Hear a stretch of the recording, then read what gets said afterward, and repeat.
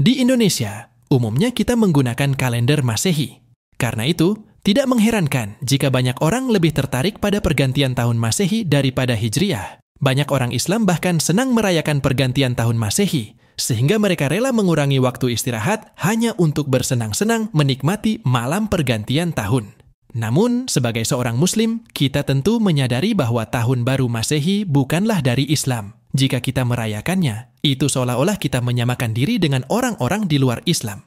Ada alasan lain yang menjadi latar belakang dilarangnya merayakan tahun baru. Berikut alasannya. 1. Pemborosan. Ya, merayakan tahun baru, terutama dengan acara musik, pesta kembang api, dan sejenisnya, tentu memerlukan pengeluaran yang besar. Hal ini merupakan bentuk pemborosan yang tidak disukai oleh Allah Subhanahu wa Ta'ala. Rasulullah Shallallahu Alaihi Wasallam bersabda, "Sesungguhnya Allah membenci 3 hal pada kalian: kabar burung, membuang-buang harta, dan banyak bertanya." Hadis riwayat Bukhari.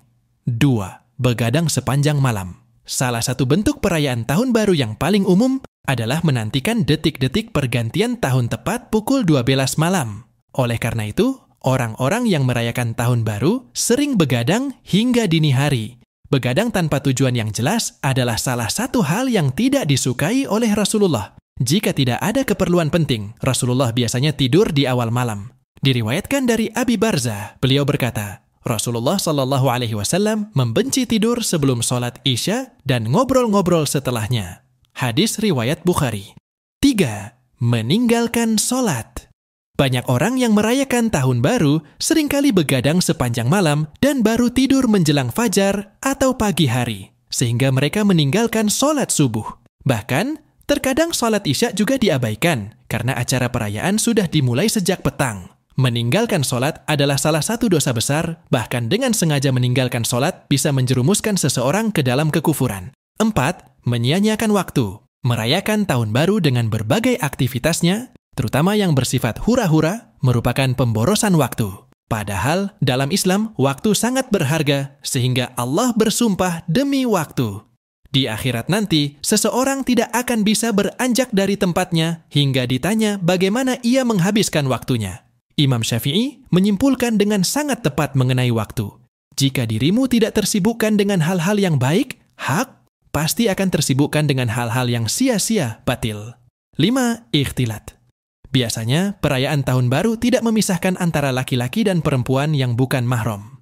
Hal ini menyebabkan terjadinya ikhtilat yang luar biasa. Bersentuhan dengan lawan jenis menjadi tidak terelakkan, bahkan terkadang disengaja. Rasulullah Shallallahu Alaihi Wasallam bersabda, ditusuknya kepala seseorang dengan pasak dari besi sungguh lebih baik baginya daripada menyentuh wanita yang bukan mahramnya. Hadis riwayat Tobrani. 6. Hal-hal haram. Pada perayaan tahun baru dengan musik dan kegiatan serupa, seringkali juga terdapat hal-hal yang jelas-jelas diharamkan, seperti minuman keras. Jika hal ini dilakukan, tentu dosanya semakin bertambah. 7. Terjerumus zina.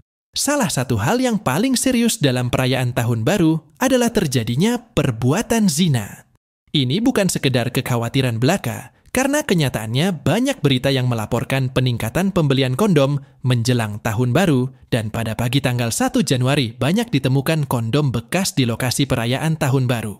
Dengan demikian, sebagai seorang Muslim, penting bagi kita untuk memahami bahwa merayakan tahun baru Masehi bukanlah praktik dari agama Islam. Ada banyak alasan yang mendukung pandangan ini, mulai dari pemborosan hingga potensi terjerumus dalam perbuatan yang diharamkan. Sebagai penutup, mari kita renungkan kembali nilai-nilai yang diajarkan dalam agama kita dan berupaya untuk menghabiskan waktu dengan cara yang bermanfaat dan sesuai dengan ajaran Islam. Wallahu a'lam.